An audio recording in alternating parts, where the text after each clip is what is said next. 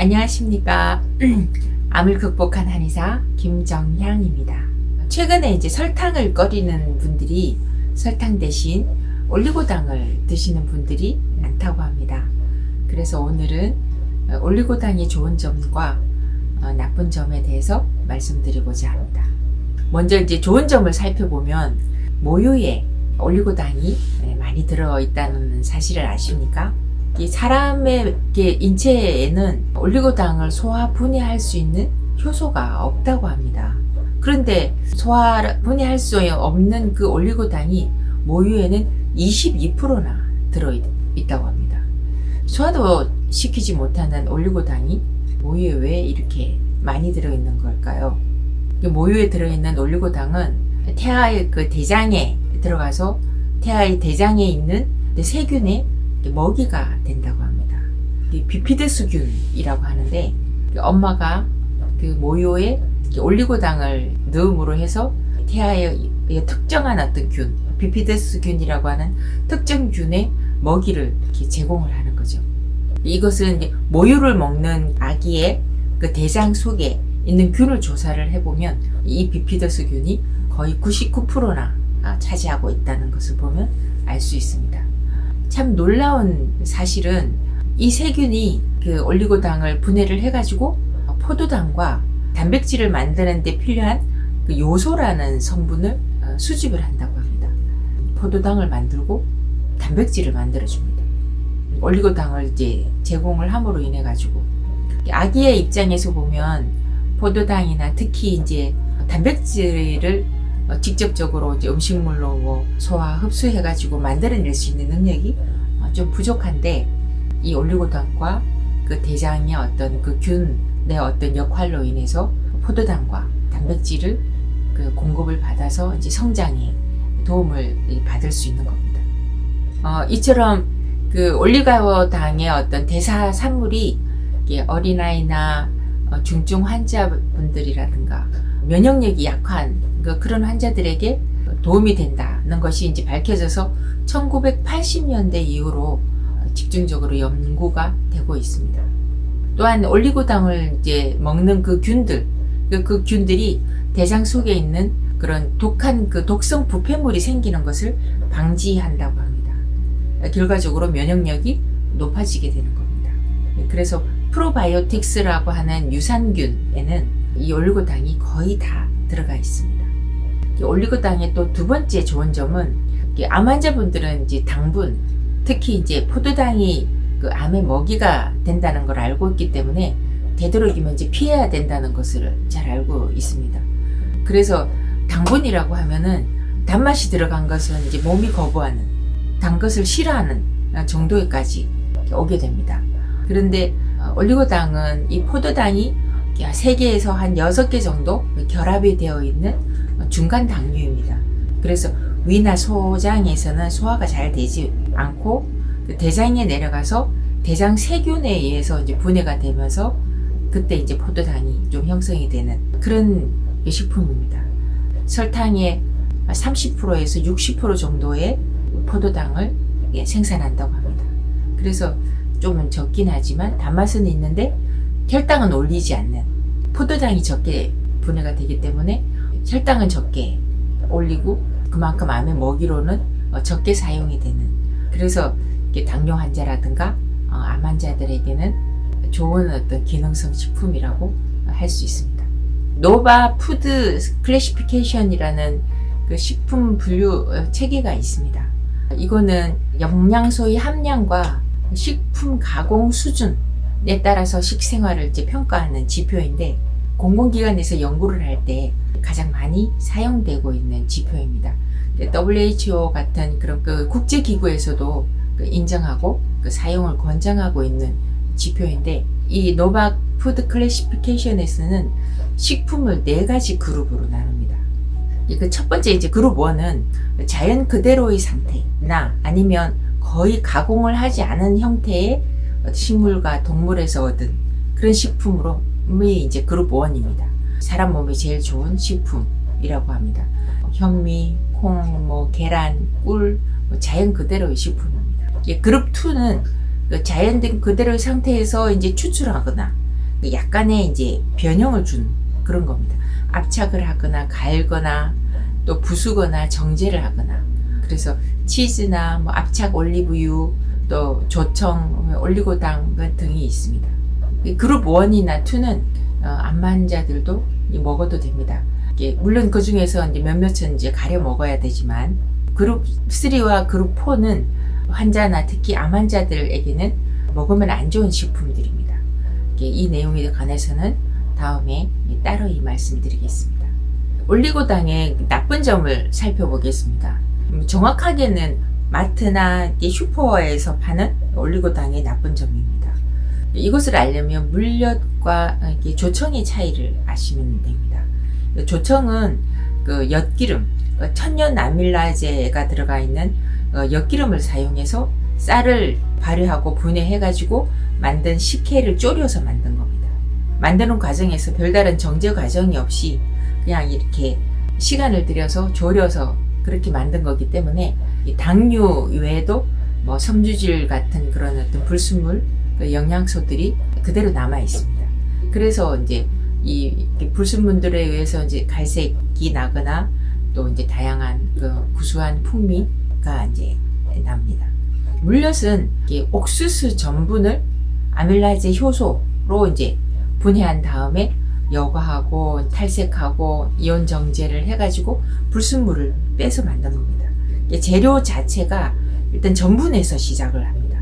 전분은 섬유소를 이렇게 조직을 다 제거한 그 탄수화물 성분만 남은 겁니다.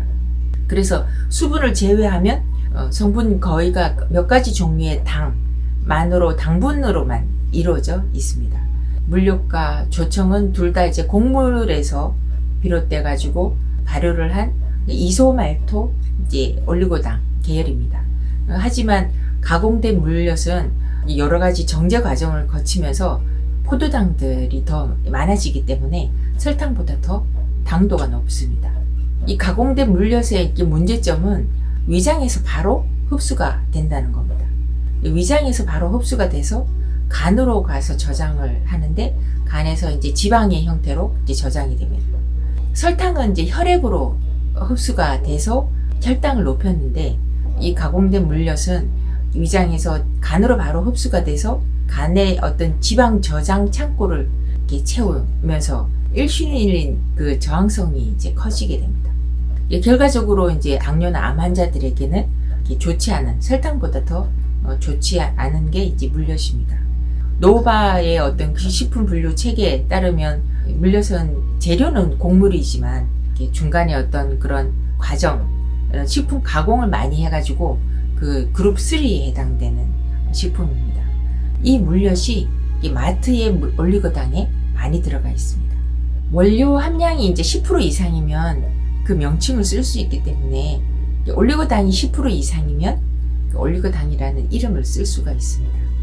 시중에 판매되는 올리고당만으로 하면 단맛이 적고 또 원재료가 이제 비싸기 때문에 경제적인 이유로 인해서 100%가 다 올리고당이 아닙니다.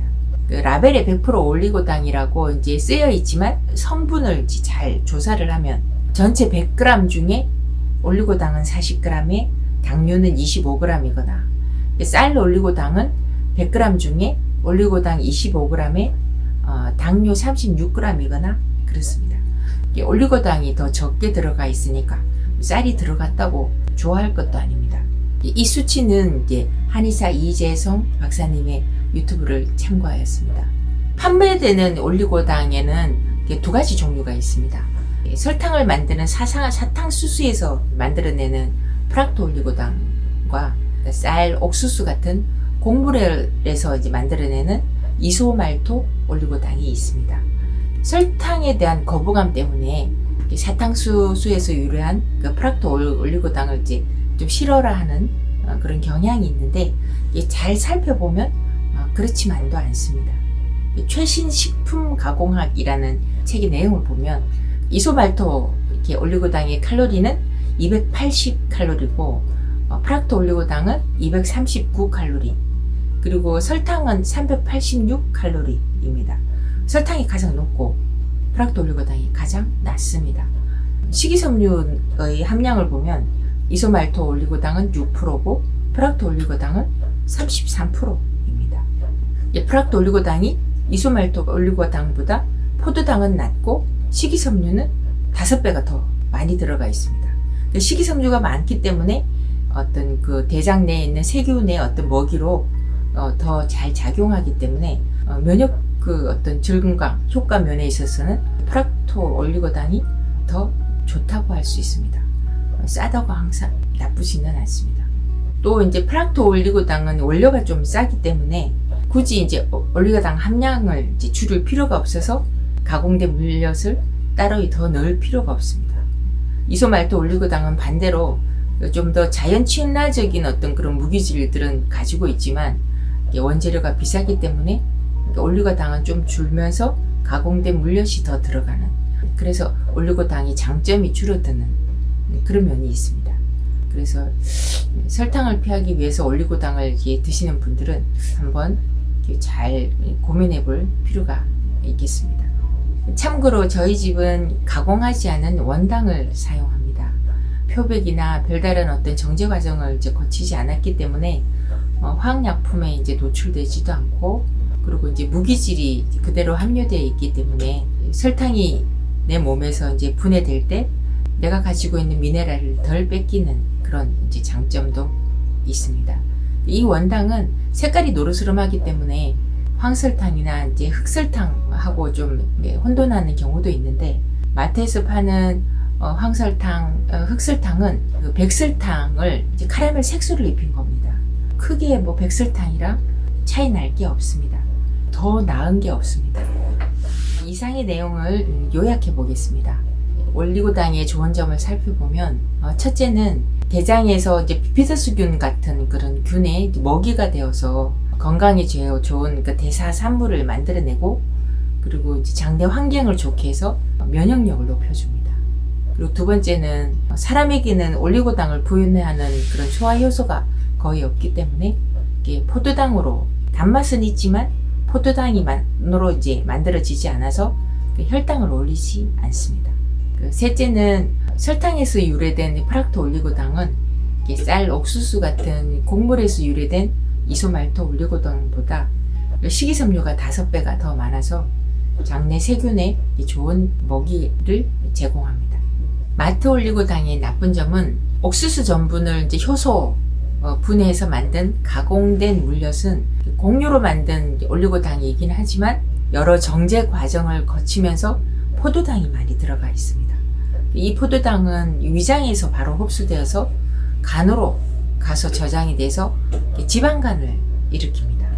그래서 결과적으로는 혈당을 올리지는 않지만 결과적으로는 좋지 않습니다. 환자들에게. 또 경제적인 이유로 인해서 마트의 올리고당은 100% 순수 올리고당이 아닙니다. 가공된 물엿이 많이 들어 있습니다. 이 모든 설명 중에서도 포도당이 암의 먹이라는 점은 기억하셔서 단맛은 좀 멀리 하시고 설탕이 들어간 것은 피하도록 노력하는 것이 건강에 더 좋겠습니다. 제 영상이 도움이 되시면 좋아요, 구독 눌러주시면 큰 힘이 되겠습니다. 다음 달 첫째 토요일에 뵙겠습니다. 감사합니다.